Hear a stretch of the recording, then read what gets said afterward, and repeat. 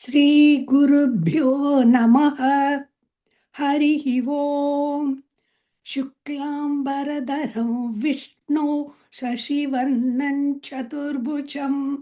प्रसन्नवदनं ध्यायेत् सर्वविघ्नोपशान्तये। गुरुर्ब्रह्मा गुरुर्विष्णुः गुरुर्देवो महेश्वरः गुरुः साक्षात् परब्रह्म तस्मै श्री गुरवे नमः। सरस्वती नमस्तुभ्यं वरदे कामरूपिणि विद्यारम्भं करिष्यामि सिद्धिर्भवतु मे सदा। पीताम्बरङ्करविराजितशङ्खचक्र कौमोदकी सरसिजं करुणा समुद्रं राधासहायमति सुन्दरमन्दहासं वातालयेशमनिशं हृदि भावयामि। ॐ नमो भगवते वासुदेवाय। ॐ श्रीकृष्णाय परब्रह्मणे नमः। अथ श्रीमन्नारायणीयं प्रथमं दशकं श्रीभगवन्महिमानुवर्णनम्। सान्द्रानन्दावबोधात्मकमनुपमितं कालदेशावधिभ्यां निर्मुक्तं नित्यमुक्तं निगमशतसहस्रेण निर्भास्यमानम् अस्पष्टं दृष्टमात्रे पुनरुरुपुरुषार्थात्मकं ब्रह्मतत्त्वं तत्तावद्भाति साक्षात् गुरुपवनपुरे हन्तभाग्यं जनानाम्। एवं दुर्लभ्यवस्तुन्यपि सुलभतया हस्तलब्धे यदन्यत् तन्वा वाचा धिया वा भजति बत जनः क्षुद्रतैव स्फुटेयम्। एते तावत् वयन्तु स्थिरतरमनसा विश्वपीडामहत्यै निःशेषात्मानमेनं गुरुपवनपुराधीशमेवा श्रयामः।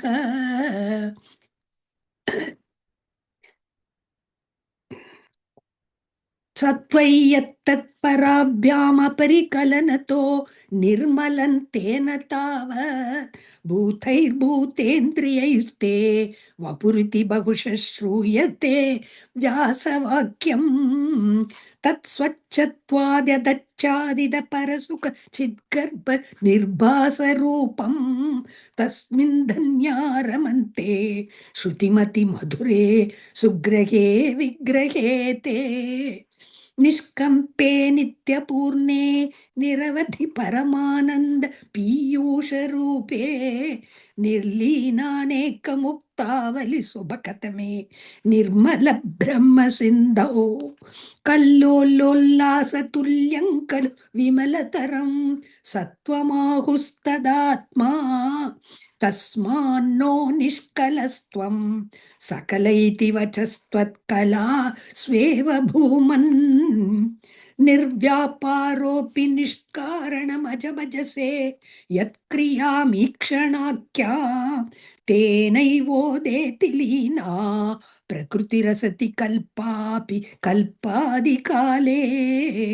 तस्या संसुद्धमंश कमपि तमतिरोधायकं सत्त्वरूपं सत्त्वं धृत्वा दधासि स्वमहिम विभवाकुण्ठवैकुण्ठरूपं। तत्ते प्रत्यग्रधाराधरललितकला यावली केलिकारं लावण्यस्यैकसारं सुकृतिजनदृशां पूर्णपुण्यावतारम्। लक्ष्मी निःशङ्कलीला निलयनममृतस्यन्द सन्दोहमन्तः सिञ्चत् सञ्चिन्तकानां वपुरनुकलये मारुतागारनाथ कष्टाते सृष्टिचेष्टा बहुतर भवकेद्धावक जीवबाजा इत्येवं पूर्वमालोचितमजित मया नैव मध्याभिजाने नो चेत् जीवाः कथं वा मधुरतरमिदं त्वद्रूपश्चित् त्वत् त्वत् त्वत्वपुश्चिद्रसार्द्रम् नेत्रैः श्रोत्रैश्च पीत्वा परमरससुधाम्भोधि पूरे रमेरन् नम्राणां सन्निधत्ते सततमपि पुरस्तैरनभ्यर्थिता नप्यर्थान् कामानजस्रं वितरति परमानन्द सान्द्राङ्गतिं च इत्तन्निःशेषलभ्यो निरवधिकफलः पारिजातो हरे त्वं क्षुद्रन्तं शक्रवाटी द्रुममभिलषति व्यर्थमर्थिव्रजोऽयम् कारुण्यात् काममन्यत् ददति खलु परे स्वात्मदस्तो विशेषात् ऐश्वर्यादीशतेऽन्ये जगति परजने स्वात्मनोऽपीश्वरस्त्वं त्वय्युच्चैरारमन्ति प्रतिपदमधुरे चेतनास्पीतभाग्याः त्वञ्चात्मा रामये वेत्यतुलगुणगणाधार शौरे नमस्ते ऐश्वर्यं शङ्करादीश्वर विनियमनौ विश्वतेजोहराणां तेजः संहारि वीर्यं विमलमपि यशो निःस्पृहैश्चोपगीतम् अङ्गासङ्गा सदा श्रीरखिल विदसि न क्वापि ते सङ्गवार्ता तत्त्वातागारवासिन् मुरहर भगवच्छब्दमुख्या श्रेयोसि इति श्रीमन्नारायणीये श्रीभगवन्महिमानुवर्णनं नाम प्रथमं दशकं समाप्तं नारायणाखिल गुरो भगवन्नमस्ते नारायणाखिल गुरो भगवन्नमस्ते अथ द्वितीयं दशकं श्रीभगवद्रूपवर्णनम्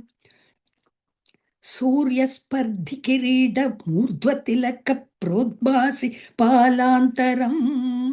कारुण्याकुलनेत्रमाद्र हसितोल्लासं सुनासापुटं गण्डोद्यन्मकराभकुण्डलयुगं कण्ठोज्ज्वलत्कौस्तुभं त्वद्रूपौवनमाल्यकारपटल श्रीवत्सदीप्रं केयूराङ्गद कङ्गणोत्तममहारत्नाङ्गुलीयाङ्कित श्रीमद् बाहुचतुष्कर सङ्गतगता शङ्कारि पङ्केरुहा काञ्चित् काञ्चन काञ्चिलाञ्चितलसत् पीताम्बरालम्बिनी आलम्बे विमलाम्बुजत्युदिपदां मूर्तिं तवार्तिच्छिदम् यत्रैलोक्यमहीयसोऽपि महितं सम्मोहनं मोहनात् कान्तं कान्तिनिधानतोऽपि मधुरं माधुर्यदुर्यादपि सौन्दर्योत्तरतोऽपि सुन्दरतरं त्वत्रूपमाश्चर्यतोऽप्याश्चर्यं भुवने न कस्य कुतुकं पुष्णादि विष्णो विभो तत्तादृङ् मधुरात्मकं तव वपुः सम्प्राप्य सम्पन्मयी सा देवी परमोत्सुका चिरतरं नास्ते स्वभक्तेष्वपि तेनास्याबत कष्टमच्युत विभो त्वत्रूपमानोज्ञक प्रेमस्थैर्य मयाद चापल बलाच्चापल्य वार्तोदभूत् लक्ष्मीस्तावकरामणीयकहृतै वेयं परेष्वस्तिरे त्यस्मिन्नन्यदपि प्रमाणमधुना वक्ष्यामि लक्ष्मीपते ये त्वद्ध्यानगुणानुकीर्तनरसा सक्ता हि भक्ता जनाः तेष्वेषा वसति स्थिरैव दयितप्रस्तावदत्ता दरा एवं भूतमनोज्ञतानवसुधा निष्यन्दसन्दोहनम् त्वद्रूपं परचिद्रसायनमय मयं चेतोकरं शृण्वताम् सद्यः प्रेरयते मतिं मदयते रोमाञ्जयत्यङ्गकम् व्यासिञ्चत्यपि शीतबाष्प विसरैरानन्द मूर्च्छोद्भवैः एवं भूततया हि विभक्त्यभिहितो योगः स योगद्वयात् कर्मज्ञानमयात् दृशोत्तमतरो योगीश्वरै गीयते सौन्दर्यैकरसात्मके त्वयि खलु प्रेम प्रकर्षात्मिका भक्तिर्निश्रममेव विश्वपुरुषैर्लभ्या रमा वल्लभ निष्कामन्नियतस्वधर्मचरणैः कर्मयोगाभिधम् तद्दूरेत्यपलय्यतोपनिषत् ज्ञानोपलभ्यं पुनः तत्त्वव्यक्ततया सुदुर्गमतर चित्तस्य तस्मात् विभो त्वत्प्रेमात्मक भक्तिरेव सततं स्वादीयसी श्रेयसी अत्यायासकराणि कर्मपटलान् याचर्य निर्यन् मलाहा बोधे भक्तिपते तवा त्युचितता मायान्ति किन्तावता क्लिष्ट्वा तर्कपते परन्तव वपुर्ब्रह्माख्यमन्ये पुनः चिद्धार्थत्वमृते विचिन्त्य बहिर्सिद्ध्यन्ति जन्मान्तरैः त्वद्भक्तिस्तु कथारसामृतझरी निर्मज्जनेन स्वयं सिद्ध्यन्ति विमलप्रबोधपदवी मक्लेशतस्तन्वती सद्यः सिद्धिकरी जयत्ययि विभो सैवास्तु मे त्वत्पदप्रेम प्रौढि रसार्द्रता द्रुततरं वातालयादीश्वर इति श्रीमन्नारायणीये श्रीभगवद्रूपवर्णनं नाम द्वितीयं दशकं समाप्तं नारायणाखिल गुरो भगवन्नमस्ते नारायण किल गुरो भगवन्नमस्ते अथ तृतीयं दशकं भक्तस्वरूपवर्णनं भक्तिप्रार्थना च पठन्तो नामानि प्रथमभरसिन्धौ निपतिताः स्मरन्तो रूपन्ते वरद कथयन्तो गुणकथाः चरन्तो ये भक्ता स्त्वयि खलु रमन्ते परममो अहं धन्यान् मन्ये समधिगत सर्वाभिलषितान् गदक्लिष्टं कष्टं तव चरण सेवारसबरे प्यनासक्तं चित्तं भवति बत विष्णो कुरु दयां भवत्पादाम्बोज स्मरण रसिको नाम निवहान् अहं गायं गायं कुहचन विवत्स्यामि विजने कृपाते जाता चेत् किमिव न हि लभ्यं तनुभृता मदीय क्लेशौघप्रशमनदशा नाम कियती न के लोकेऽस्मिन् न निशमयि शोकाभिरहिताः भवद्भक्ता मुक्ता सुखगतिमसक्ता विदधते मुनिप्रौढारूढा जगति खलु गूढात्मगतयः भवत्पादाम्बोज स्मरणविरुजो नारदमुखाः चरन्तीश स्वैरं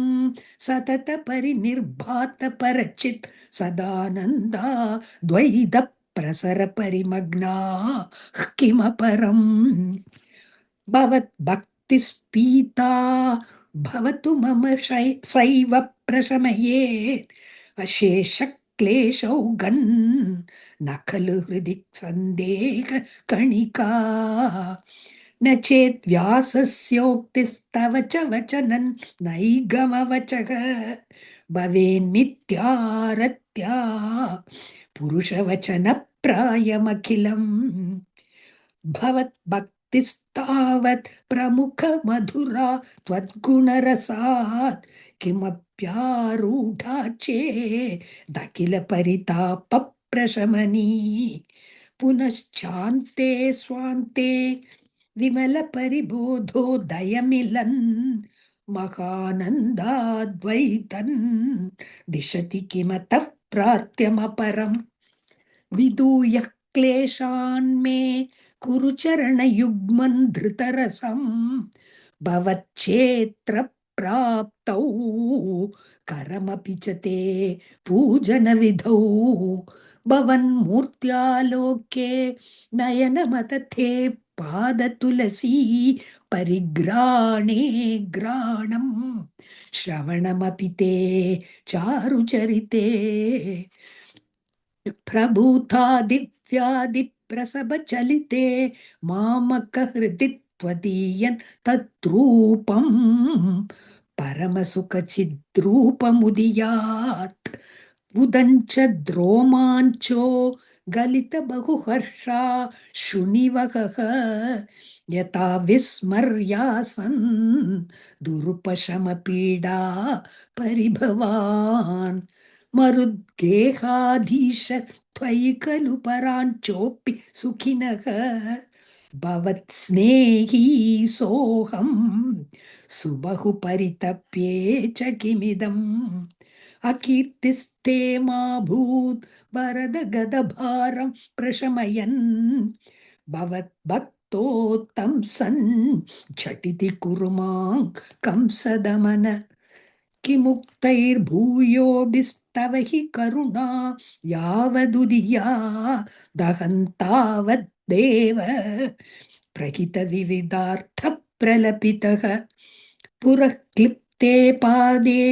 वरद तव नेष्यामि दिवसान् यथाशक्तिव्यक्तन् नतिनुति निषेवा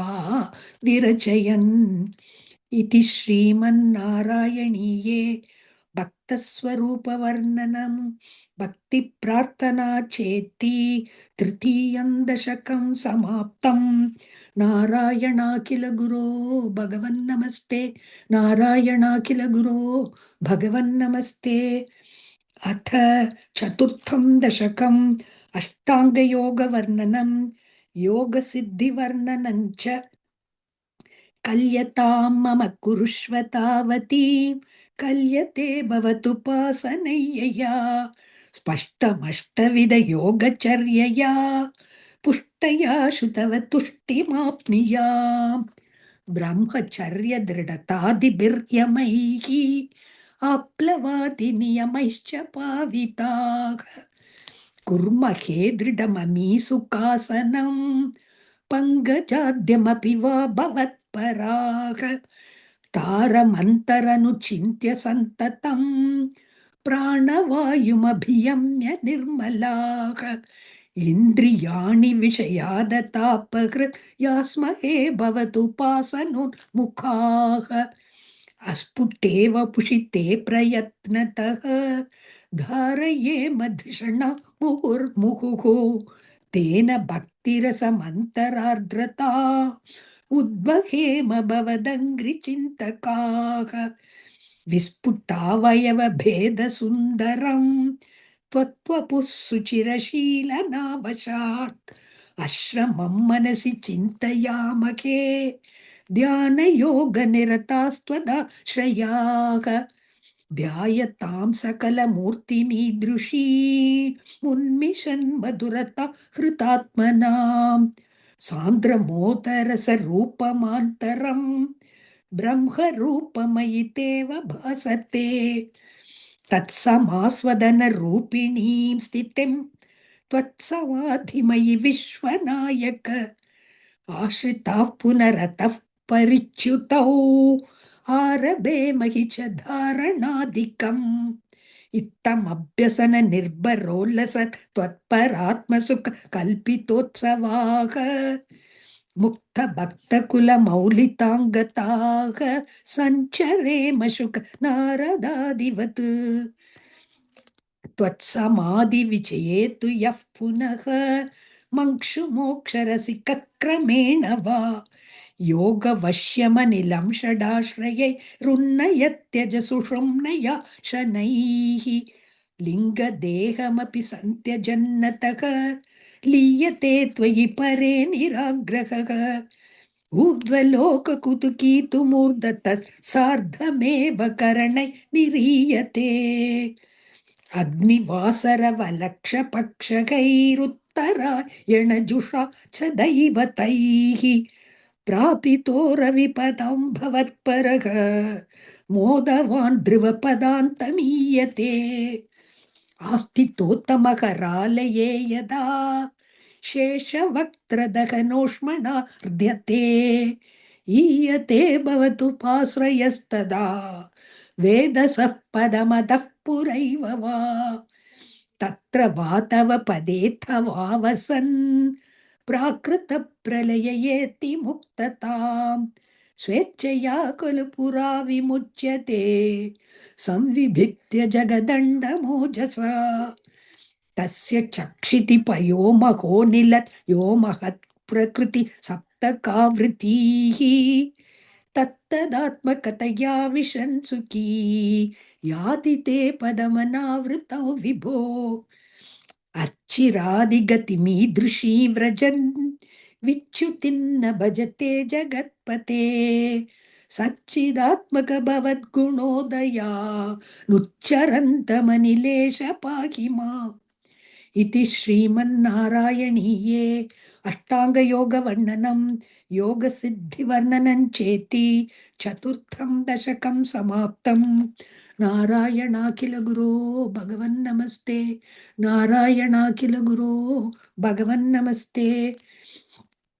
अथ पञ्चमं दशकं विराट् पुरुषोत्पत्तिवर्णनम् व्यक्ताव्यक्तमिदन्न किञ्चिदभवत् प्राक् प्राकृतप्रक्षये मायायां गुणसाम्य रुद्धविकृतौ त्वय्यागतायाल्लयम् नो मृत्युश्च तथा मृदञ्च समभूत् नान्को न रात्रे स्थितिः तत्रैकस्त्वमशिष्यता किल परानन्द प्रकाशात्मना कालः कर्म गुणाश्च जीवनिवहा विश्वञ्च कार्यं विभो चिल्लीलारतिमेयुषि त्वयि तदा निर्लीनता माययुः तेषान्नैव वदन्त्य सत्त्वमयि भो शक्त्यात्मना तिष्ठता नो चेत् किं गगनप्रसू न सदृशां भूयो भवेत् सम्भवः एवञ्च द्विपरार्थकालविगता वीक्षांसि सृक्षात्मिका बिभ्राणे त्वयि चुक्षुभे त्रिभुवनी भावाय माया स्वयं मायातः खलु कालशक्तिरखिला दृष्टं स्वभावोऽपि च प्रादुर्भूय गुणान् विकास्य विदतु तस्याः सहायक्रिया माया सन्निहितो प्रविष्ट वपुषा साक्षीति गीतो भवान् वेदैस्तां प्रतिबिम्बतो विविशिवान् जीवोऽपि नैव परः कालादिप्रतिबोधितात् भवता संचोदिताश्च स्वयं माया सा खलु बुद्धितत्त्वमसृजत् योऽसौ महानुच्यते तत्रासौ त्रिगुणात्मकोऽपि च महान् सत्त्वप्रधानः स्वयं जीवेऽस्मिन् खलु निर्विकल्पमहं नित्युद्बोध निष्पादकः चक्रेऽस्मिन् सविकल्पबोधकमहन् तत्त्वं महान् कल्वसौ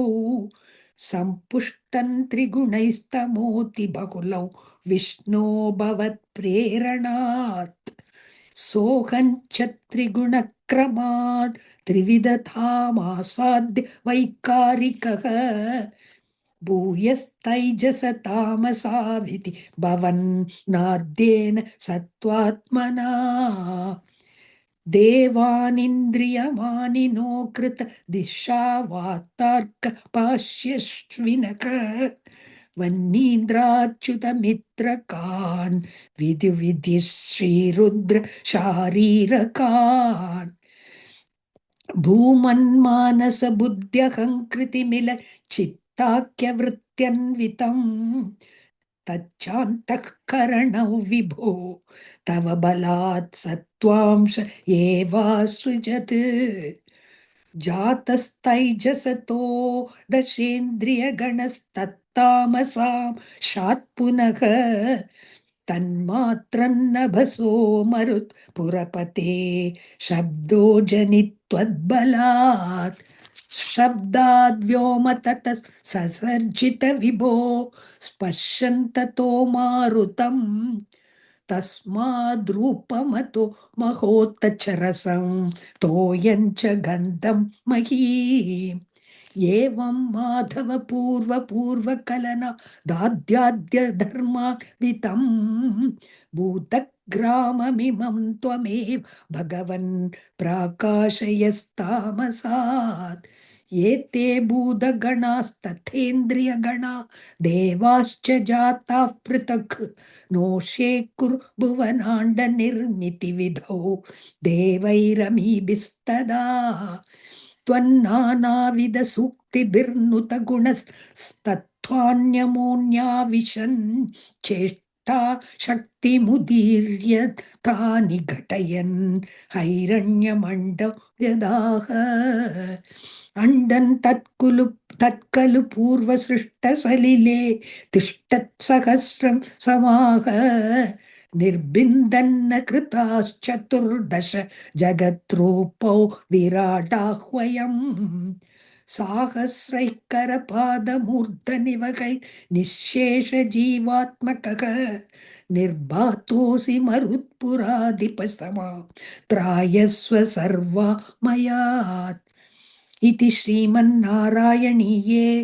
विराट पुरुषोत्पत्तिवर्णनं नाम पंचमं दशकं समाप्तं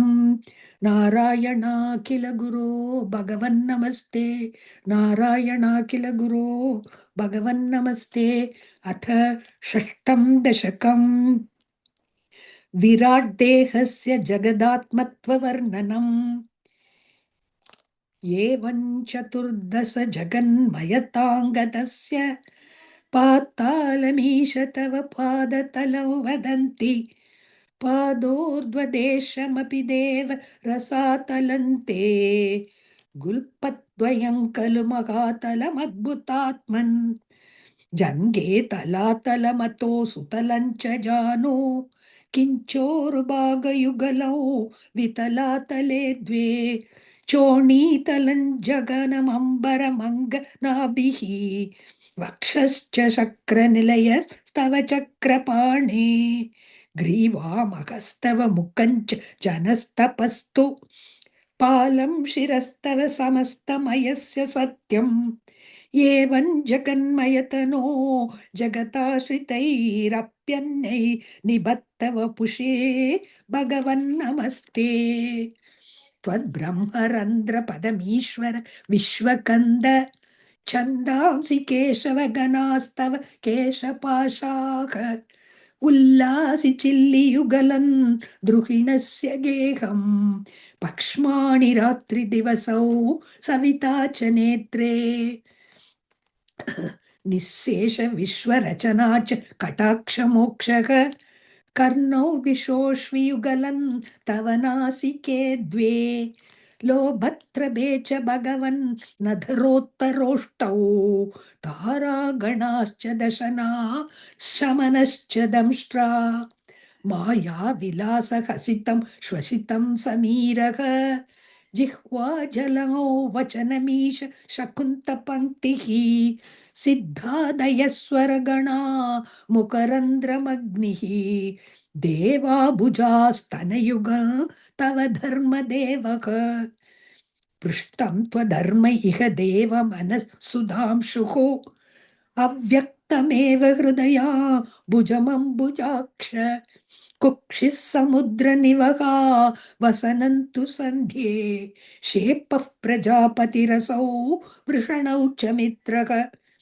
श्रोणीस्थलं मृगगणाः पतयोर्नकास्ते हस्तुष्ट्रसैन्धवमुखा गमनन्तु कालः विप्रादिवर्णभवनौ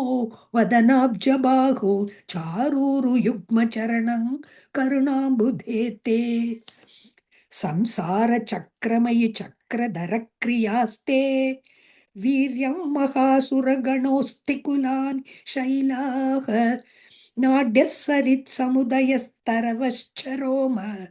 जीयादिदौ वपुरनिर्वचनीयमीश ईदृग्जगन्मय वपुस्तव कर्मभाजा कर्मावसानसमये स्मरणीयमाहुः तस्यान्तरात्मवपुषे विमलात्मने ते वातालयाधिपनमोऽस्तु निरुन्धिरोगान् इति श्रीमन्नारायणीये विराट्देहस्य जगदात्मत्ववर्णनं नाम षष्ठं दशकं समाप्तं। नारायणाखिलगुरो भगवन्नमस्ते। नारायणाखिलगुरो भगवन्नमस्ते। अथ सप्तमं दशकं हिरण्यगर्भोत्पत्तिवर्णनं वैकुण्ठदर्शनञ्च एवं देव चतुर्दशात्मक जगद्रूपेण जातः पुनः तस्योर्ध्वं खलु सत्यलोकनिलये जातोऽसि दाता स्वयं यं शंसन्ति हिरण्यगर्भमखिल त्रैलोक्यजीवात्मकं यो भूत्स्फीतरजो विकार विकसन्नाना शिशृक्षारसः सोऽयं विश्वविसर्गदत्तहृदय सम्पश्यमानः स्वयं बोधं कल्वनवाप्य विश्वविषय चिन्ताकुलस्तस्थिवान् तावत् त्वं जगतां पते तपतपेत्येवं हि वैहायसी वाणीमेनमशिश्रव श्रुतिसुखां कुर्वंस्तपः प्रेरणाम् कोऽसौ मामवदत् पुमानिति जला पूर्णे जगन्मण्डले दिक्षोद्वीक्ष्य किमप्यनीक्षितवता वाक्यार्थमुत्पश्यता दिव्यौ वर्षसहस्रमात्ततपसा तेन त्वमाराधितः तस्मै दर्शितवानसि स्वनिलयौ वैकुण्ठमेकाद्भुतम् माया यत्र कदापि नो विकुरुते भात्ते जगद्भ्यो बहिः शोकक्रोधविमोह साध्वसमुखा भावास्तु दूरं गताः सान्द्रानन्तझरी च यत्र परमज्योतिः प्रकाशात्मके तत्ते धाम विभावितौ विजयते वैकुण्ठरूपौ विभो यस्मिन्नाम चतुर्भुजा हरिमणिश्यामावदा तत्विषः नानाभूषणरत्नदीपितदिशो राजद्विमानालयाः भक्तिप्राप्त तथा विधोन्नतपदा दिव्यन्ति दिव्या जनाः तत्ते धाम निरस्त सर्वशमलं वैकुण्ठरूपं जयेत् नानादिव्यवधूजनैरभिवृता विद्युल्लता तुल्यया विश्वोन्मादनहृद्यगात्रलतया विद्योतिता शान्तरा त्वत्पादाम्बुजसौरभैककुतुकाल् लक्ष्मी स्वयं लक्ष्यते यस्मिन् विस्मयनीय दिव्यविभवन् तत्ते पदं देहि मे तत्रैवं प्रतिदर्शिते निजपते रत्नासनाद्यासितं भास्वत्कोटिलसत्किरीटकटकाद्याकल्पदीप्राकृति श्रीवत्साङ्कितमात्तकौस्तुभमणि छायारुणङ्कारणम् विश्वेशान्तव रूपमैक्षतविति तत्ते विभो भातु मे कालाम्बोदकलाय कोमलरुची चक्रेण चक्रं दिशा आवृण्वानमुदारमन्दहसितस्यन्दप्रसन्नाननम् राजत्कम्बुगदारि पङ्कजधर श्रीमद्भुजामण्डलम् स्रष्टुस्तुष्टिकरौ वपुस्तव विभो मद्रोगमुद्वासयेत् दृष्ट्वा सम्भ्रमः कमलभो स्त्वत्पादपाथोरुके हर्षावेशव संवतो निपतितः प्रीत्या कृतार्ति भवन् जानास्येव मनीषितं मम विभो ज्ञानं तदा पादय द्वैताद्वैत भवत्स्वरूप पर मिथ्याचष्टतन्त्वां भजे आत्ताम्रे चरणे विनम्रमततम् हस्तेन हस्ते स्पृशन् बोधस्ते भविता न सर्ग विधिभिर्बन्धोऽपि सञ्जायते गित्याभाष्यगिरं प्रतोष्य नितरान् तच्चित्तगूढस्वयं सृष्टौ तं समुदैरयः स भगवन् उल्लासयोल्लागता इति श्रीमन्नारायणीये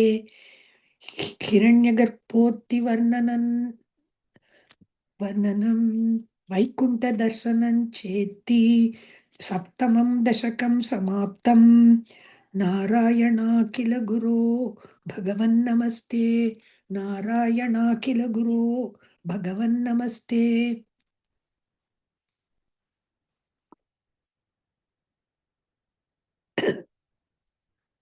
अथ अष्टमं दशकं प्रलयवर्णनं जगत्सृष्टिप्रकारवर्णनं च एवं तावत् प्राकृतप्रक्षयान्ते ब्राह्मे कल्पे ह्यादिमे लब्धजन्मा ब्रह्मा भूयस्तव एवाप्यवेदात् सृष्टिं चक्रे पूर्वकल्पोपमानाम् सोऽयं चतुर्युगसहस्रमितान्यहानि तावन्मिताश्च रजनी बहुशो निनाय निद्रात्यसौ त्वयि निलीय सम स्वसृष्टैः नैमित्तिकप्रलयमाहुरतोऽस्य रात्रिम् अस्मादृशां पुनरहर्मुख कृत्य तुल्यां सृष्टिं करोत्यनुदिनं स भवत्प्रसादात् प्राग्ब्राह्मकल्पजनुषाञ्च परायुषान्तो सुप्तप्रबोधनसमास्ति तथापि सृष्टिः पञ्चाशदब्धमधुना स्ववयोर्धरूपम् एकं परार्धमधिवृत्य हि वर्ततेऽसौ तत्रान्त्यरात्रिजनितान् कथयामि भूमन् पश्चाद्दिनावतरणे च भवद्विलासान् दिनावसानेत सरोजयोनिः सुषुप्तिकामस्त्वयि सन्निलिल्ये जगन्ति च जगन्ति च त्वज्जठरं समीयुः तदेतमेकार्णव मास विश्वम् तवैव वेशे पणिराजिशेषे जलैकशेषे भुवने स्म शेषे आनन्दसान्द्रानुभवस्वरूपः स्वयोगनिद्रा परिमुद्रितात्मा कालाख्यशक्तिं प्रलयावसाने प्रबोधयेत्यादिशता किलादौ त्वया प्रसुप्तं परिसुप्तशक्तिर्व्रजेन तत्राखिल जीवदाम्ना चतुर्युगाणां च सहस्रमेवं त्वयि प्रसुप्ते पुनरद्वितीये कालाख्यशक्तिः प्रथमप्रबुद्धा स्वाबोधयत्वां किल विश्वनाथ विबुध्य चत्वं जलगर्भशायिन् विलोक्य लोकानखिलान् प्रलीनान् तेष्वेव सूक्ष्मात्मतया द्विजान्तस्थितेषु विश्वेषु तदात्तदृष्टिम् ततस्त्वदीयादयिनाभिरन्द्रा उदञ्चितं किञ्चन दिव्यपद्मम् निलीननिःशेषपदार्थमाला संक्षेपरूपं मुकुलायमानम् तदेतदम्बोरुहकुड्मलन्ते कलेबरात्तोयपथे प्ररूढम् बहिर्निरीतं परितस्फुरद्भिः स्वादा स्वधामभिर्ध्वान्तमलन्यकृन्तत् सम्पुल्लपत्रे नितरा विचित्रे तस्मिन् भवद्वीर्यधृते सरोजे स पद्मजन्मा विधिराविरासीत् स्वयं प्रबुद्धा किल वेदराशिः अस्मिन् परात्मन्ननुपाद्मकल्पे त्वमित्तमुत्तापितपद्मयोनिः अनन्तभूमाममरोगराशिं निरुन्धिवातालय वासविष्णो इति श्रीमन्नारायणीये प्रलयवर्णनं जगत्सृष्टिप्रकारवर्णनं चेति अष्टमं दशकं समाप्तं नारायणाखिल गुरो भगवन्नमस्ते नारायणाखिल गुरो भगवन्नमस्ते अथ नवमं दशकं जगत्सृष्टिवर्णनं स्थितः स कमलोद्भवस्तव हि न भङ्गेरुहे कुतस्विदितमम्बुदा उदितमित्यनालोकयन् ततीक्षणकुतूहलात् प्रदिदिशौ विवृत्ताननः चतुर्वदनतामगाद्विगसदष्ट दृष्ट्यम्बुजा महार्णवविगूर्णितं कमलमेव तत् केवलम् विलोक्य तदुपाश्रयन् तव तनुन्तु नालोकयन् कयेष कमलोदरे महति निस्सहायो ह्यहम् कुतस्विदितमम्बुजं समजनीति चिन्तामगात् अमुष्य हि सरोरुह किमपि कारणं सम्भवेत् इति स्म कृतनिश्चयः स खलु नालरन्ध्राध्वना स्वयोगबलविद्यया समवरूढवान् प्रौढधीः त्वदीयमतिमोहनं न तु कलेबरं दृष्टवान् ततः सकलनालिका विवरमार्गगो मार्गयन् प्रयस्य शतवत्सरं किमपि नैव सन्दृष्टवान् निवृत्य कमलोदरे सुखनिषण्ण एकाग्रदीः समाधिबलमाददे भवदनुग्रहैकाग्रही शतेन परिवत्सरे दृढसमाधिबन्धोल्लसत् प्रबोध विशदीकृतः स खलु मत्पद्मिनी सम्भवः अदृष्टचरमद्भुतं तव हि रूपमन्तर्दृशा व्यचष्ट परितुष्टदी भुजगभोगभागाश्रयम् किरीटमकुटोल्लसत्कटकहार केयूरयुं मणिस्फुरितमेकलम् सुपरिवीतपीताम्बरम् कलाय कुसुमप्रभङ्गलदलोल्लसत् कौस्तुभम् वपुस्तदयि भावये कमलजन्मने दर्शितम् श्रुतिप्रकरदर्शित प्रचुरवैभव श्रीपते हरे जय जय प्रभो पदमुपैषि दुष्ट्यादृशोः कुर्ष्वधियमाशु मे भुवन निर्मितौ कर्मटा इति द्रुहिणवर्णितः स्वगुणबंहिमा पाहि माम् लभस्व भुवनत्रयी रचन दक्षतामक्षतां गृहाणमदनुग्रहं कुरु तपश्च भूयो विधे भवत्व किल साधनी मयि च भक्तिरत्युत्कटेत् युधीर्य गिरमाददा मुदितचेतसौ वेधसं शतं कृत तपास्ततः स खलु दिव्य संवत्सरान् अवाप्य च तपोबलं मतिबलं च पूर्वाधिकम् उदीक्ष किल कंपितं पयसि पंगजौ वायुना भवद्बलविजृम्भितः पवन पातसी पीतवान् तवैव कृपया पुनः सरसि जेन तेनैव सह प्रकल्प्य भुवनत्रयीं प्रववृते प्रजा निर्मितो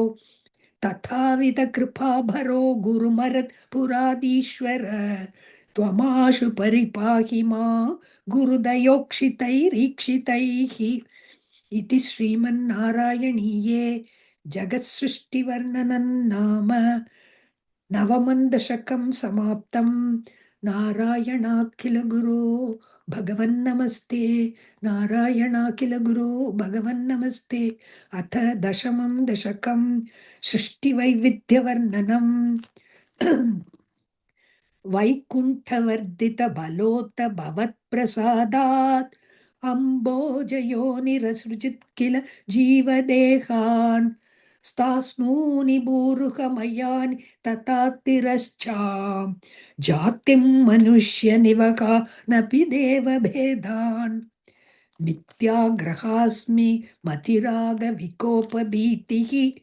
अज्ञानवृत्तिमिति पञ्चविधां ससृष्ट्वा उद्दाम तामस पदार्थ विधानधूनः तेने त्वदीय चरणस्मरण विशुद्ध्यै तावत् ससज्ज मनसा सनकं सनन्तं भूयः सनातनमुनिञ्च सनत्कुमारम् ते सृष्टिकर्मणि तु तेन नियुज्यमानाः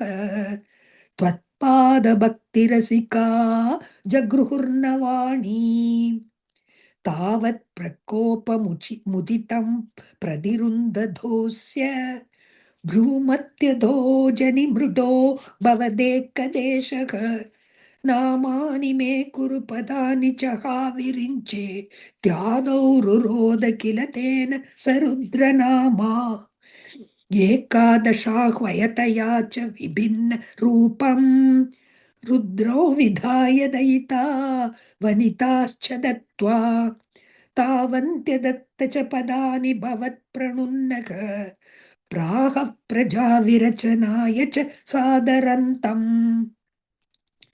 रुद्राभिसृष्टभयदाकृति रुद्रसङ्ग सम्पूर्यमाण भुवनत्रय भीतचेताक मामा प्रजासुज तपश्चर मङ्गलाये त्याचष्टतं कमलभू भवदीरितात्मा तस्यात सर्गरसिकस्य मरीचिरत्रिः तत्राङ्गिराक्रतुमुनिः पुलस्त्यः अङ्गादजायत भृगुश्च वसिष्ठदक्षौ श्रीनारदश्च भगवन् भवदङ्घ्रिदासः धर्मादिकानभिसृजन्नत कर्दमञ्च वाणी विदाय विधिरङ्गज सङ्कुलोऽभूत् त्वद्बोधितैः सनकदक्षमुखैस्तनूजैः उद्बोधितश्च विरराम तमो विमुञ्चन् वेदान् पुराणनिवहानपि सर्वविद्याः कुर्वन्निजाननगणा चतुराननोऽसौ पुत्रेषु तेषु विनिधाय सर्गवृद्धिम् अप्राप्नुवंस्तव पदाम्बुजमाश्रितोऽभूत् जानन्नुपायमत देहमजो विभज्य स्त्रीपुंसभावमभजन्मनु तत्त्वधूभ्याम् ताभ्यां च मानुषकुलानि विवर्धयंस्त्वं गोविन्दमारुतपुरेश निरुन्धिरोगान् इति श्रीमन्नारायणीये सृष्टिवैविध्यवर्णनं नाम दशमं दशकं समाप्तं नारायणाखिल गुरो भगवन्नमस्ते नारायणाखिल गुरो भगवन्नमस्ते अथ एकादशं दशकम् सनकादीना वैकुण्ठप्रवेशवर्णनं जय विजय शापवर्णनं हिरण्यकशिपुः हिरण्याक्षत्वत्तिवर्णन च क्रमेण सर्गे परिवर्धमाने कदापि दिव्या सनकादयस्ते भवद्विलोकाय विकुण्ठलोकम् प्रपेदिरे मारुतमन्दिरेश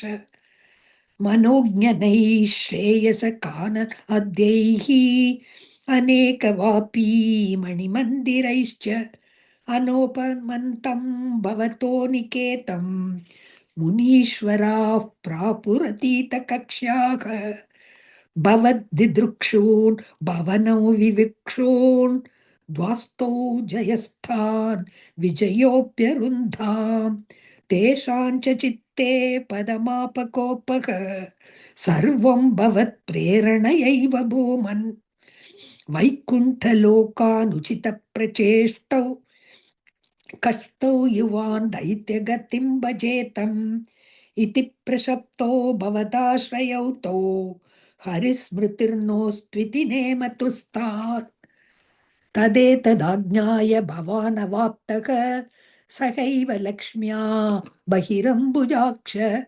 खगेश्वरां सार्पितचारुबाहुः आनन्दयंस्तानभिराम मूर्ध्या प्रसाद्य गीर्भिस्तुवतो मुनीन्द्रान् अनन्यनाथावत पार्षदौ तौ सम्भ्रम्भयोगेन भवैस्त्रिभिर्माम् उपेतमित्यात कृपन्यगादीः त्वदीयभृत्यावत काश्यपात्तौ सुरारिवीरा उदितौ दितौ द्वौ सन्ध्यासमुत्पादन कष्टचेष्टौ यमौ च लोकस्य यमाविवान्यौ हिरण्यपूर्वः कशिपुः किलैकः परो हिरण्याक्ष इति प्रतीतः उभौ भुवन्नाथमशेषलोकम् रुषान्यरुन्दान् निजवासनान्तौ तयोर्हिरण्याक्ष महासुरेन्द्रः रणाय धावन् अनवाप्तवैरी भवत्प्रियाङ्क्ष्मां सलिले निमज्य चचार गर्वात् विनदन् गदावान् ततो जलेशात् सदृशं भवन्तं निशम्य बभ्राम गवेषयंस्त्वां भक्तैकदृश्य सकृपा निधे त्वं निरुन्धिरोगान् मरुधालयेश इति श्रीमन्नारायणीये सनकादीना वैकुण्ठप्रवेशवर्णनं जयविजयशापवर्णनं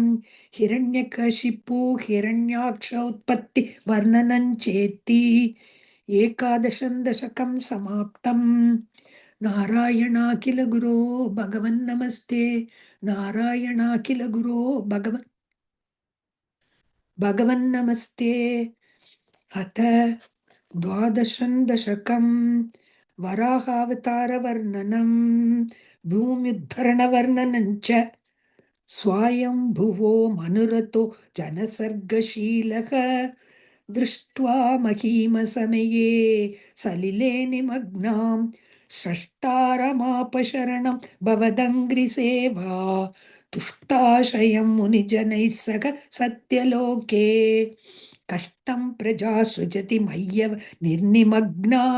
स्थानं सरोज भव कल्पय तत्प्रजानाम् इत्येवमेष कथितो मनुना स्वयंभूः अम्बोरुहाक्ष तव पादयुग व्यचिन्तीत् हा हा विभो जलमहन्यपिबं पुरस्तात् अद्यापि मज्जति मही किमहं करोमि इत्थं त्वदङ्घ्रियुगलं शरणै यतोऽस्य नासापुटात् समभव शिशुकोलरूपी अङ्गुष्टमात्र वपुरुत्पतितः पुरस्तात् भूयोत कुम्भिसदृश समजृम्भतास्त्वम् अभ्रे तथाविधमुदीक्ष्य भवन्तमुच्चैः विस्मेरतां विधिरगात् सहसूनुभिस्वैः कोसा विचिन्त्य महिमा किटिरुत्थितो मे नासापुटात् किमु भवेदचितस्य माया इत्थं विचिन्तयति धातरि शैलमात्रः सद्यो भवन् किल जगर्जित घोरघोरम् तन्ते निनादमुपकर्ण्य जनस्तपस्ताः सत्यस्थिताश्च मुनयो नुनुवुर्भवन्तं तत्स्तोत्रहर्षुलमनाः परिणद्य भूयः तोयाश्रयं विपुलमूर्तिरवातरस्त्वम् ऊर्ध्वप्रसारि परिधूम्र विधूतरोमा प्रोक्षिप्त वालधिरवाङ् मुखघोरगोणः पूर्णः प्रदीर्ण जलदः परिगूर्ण दक्षिणा स्तोतॄन् मुनीन् शिश्रयन् नवतेरितत्वम् अन्तर्जलन् तदनु सङ्कुलनक्रचक्रम् भ्राम्यत्तिमिङ्गिलकुलं कलुषोर्मिमालम् आविश्य भीषणरवेण रसातलस्तान् आकम्पयन् वसुमतीमगवेशयस्त्वम् दृष्ट्वा तदैत्यहतकेन रसातलान्ते संवेशितान् झटिति कूटकिटिर्विभो त्वम् आपातुकान् विगणय्य सुरारिखेटान् दंष्ट्राङ्कुरेण वसुधा मदधा सलीलम् अभ्युद्धरन्नतधरान् दशनाग्रलग्नमुस्ताराङ्कुरङ्कित इवाधिकपीवरात्मा उद्धूतघोरसलिला जलधेरुदञ्चन् क्रीडावराहवपुरीश्वर पाहि रोगात् इति श्रीमन्नारायणीये वराहावतारवर्णनं भूम्युद्धरणवर्णन चेति 12 दशकं समाप्तम्।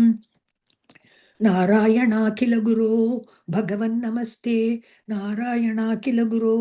भगवन्नमस्ते अद 13 दशकं हिरण्याक्षवदवर्णनम् हिरण्याक्षन्तावत् वरद भवदन्वेषणपरं चरन्तं सावर्ते पयसि निजजङ्गा परिमिते भवद्भक्तो गत्वा कपटपटुदीर्नारदमुनिः शनैरुचे नन्दन् धनुजमभिनिन्दं स्तव बलम् समायावी विष्णुर्हरति भवदीया वसुमतीं प्रभो कष्टं कष्टं किमिदमिति तेनाभिगतितः नदन् क्वासौ क्वासा विधिसं निनादर्शितपथः भवन्तं सम्प्राप धरणिधरमुद्यन्तमुदकात् अहो आरण्योऽयं मृग इति हसन्तं बहुतरैः दुरुक्तैर्विद्यन्तं दितिसुतमवज्ञाय भगवन् महीं दृष्ट्वा दंष्ट्रा शिरसि चकितां स्वेन मकसा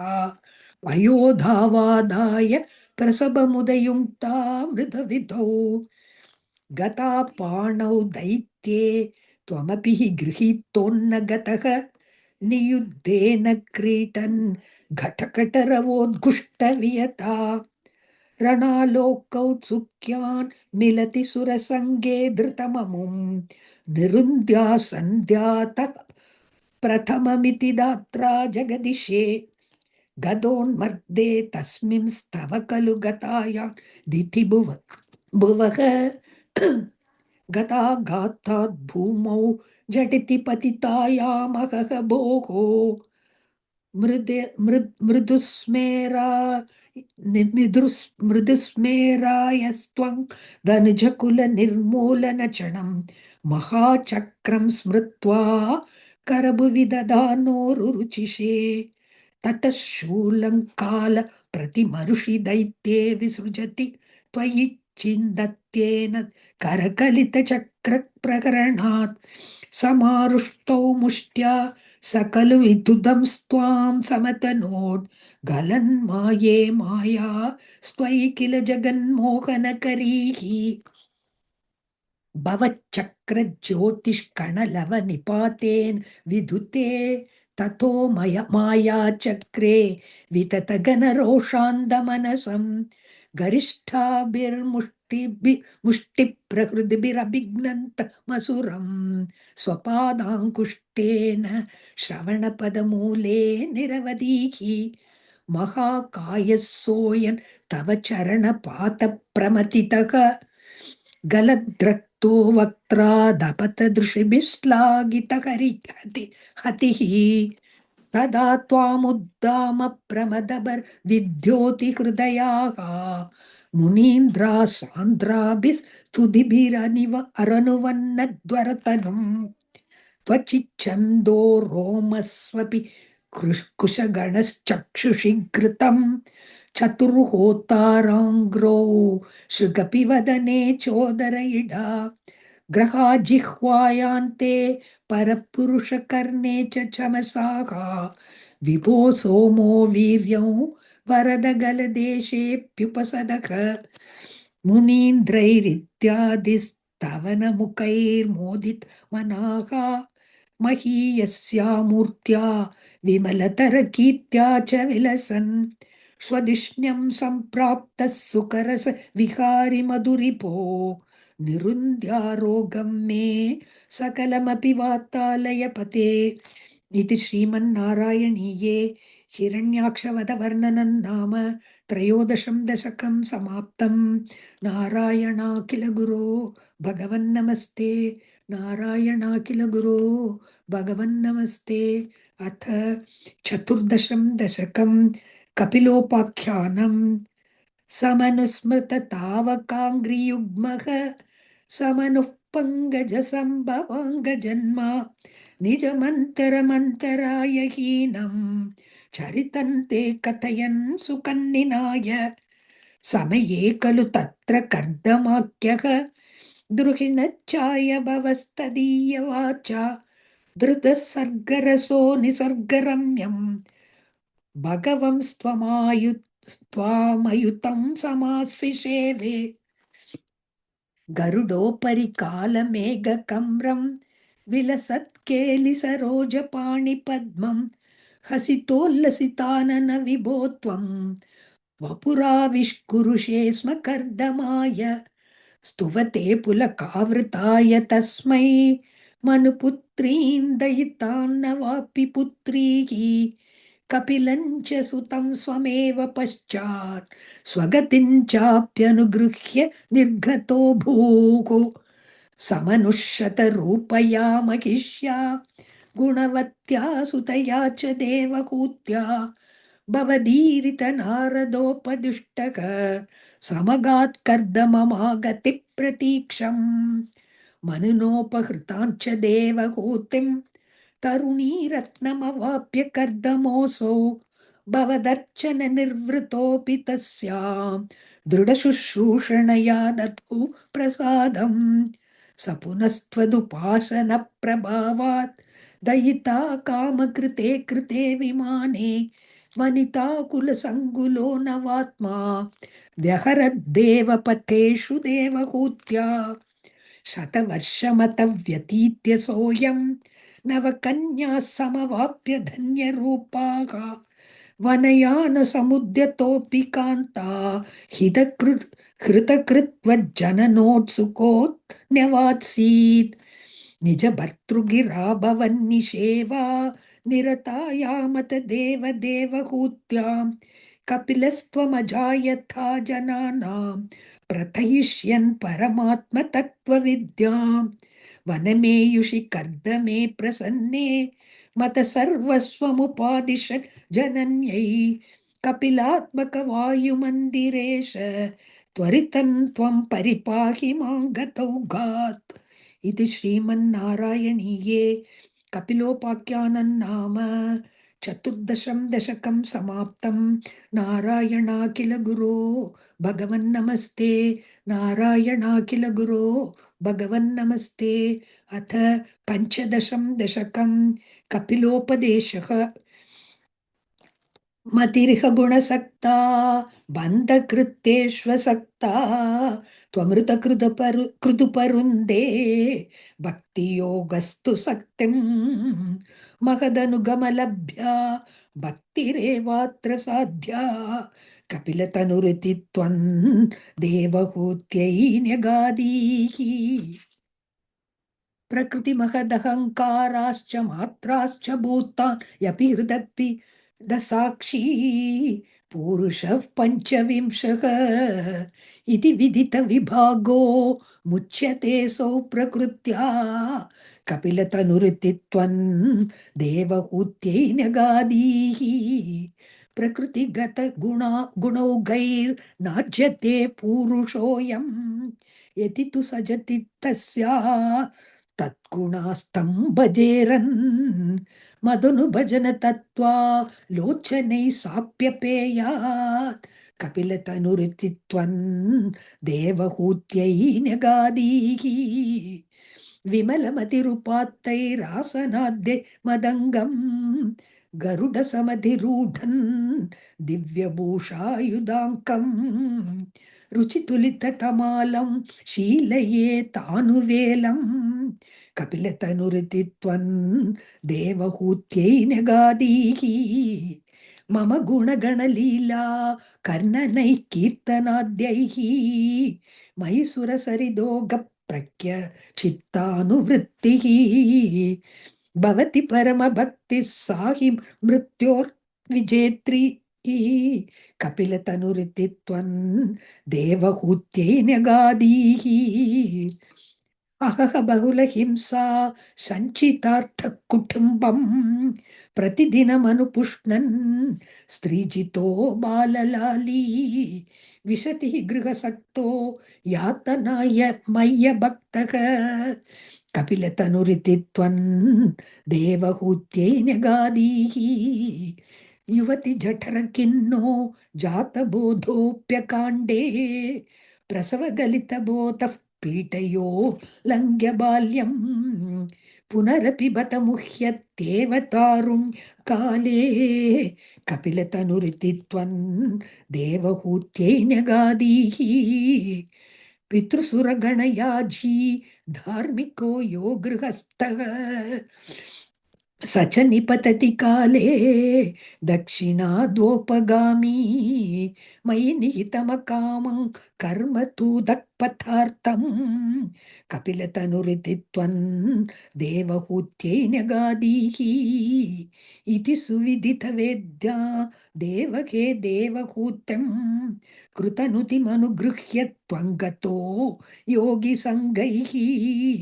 विमलमतिरथासौ भक्तियोगेन मुक्ता त्वमपि जनहितार्थौ वर्तसे प्रागुदीच्यां परम किमुद्वहूक्त्या त्वत्पदाम्भोजभक्तिं सकलभयविनेत्री सर्वकामोपनेत्री वदसि खलु दृढं त्वं तत्वधूयामयान्मे गुरुपवनपुरेश त्वय्युपादत्स्व भक्तिम् इति श्रीमन्नारायणीये कपिलोपदेशं नाम पञ्चदशं दशकं समाप्तं। नारायणाखिल गुरो भगवन् नमस्ते। नारायणाखिल गुरो भगवन् नमस्ते।